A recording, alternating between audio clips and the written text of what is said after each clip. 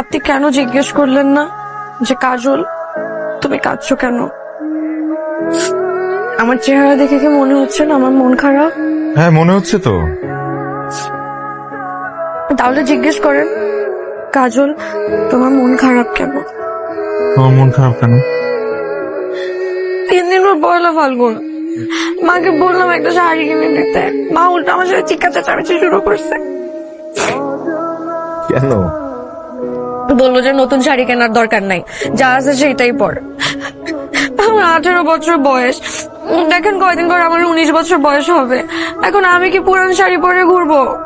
ওই ভাবলাম যে নতুন শাড়ি পরে ছেলেদেরকে একটু ইমপ্রেস করব, তা না, এখন আমার পুরান শাড়ি পরে বেরোতে হবে। আমি বেরে হব না পয়লা ফাল্গুনে। আচ্ছা ঠিক আছে, শান্ত হও, একটু চোখটা মুছো, সুন্দর করে মুছো, আর আমার দিকে তাকাও।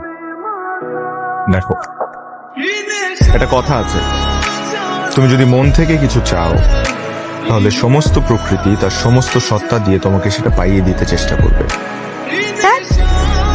আপনার এসব দার্শনিক মার্কা কথাবার্তা রাখেন তো। আচ্ছা রাখলাম।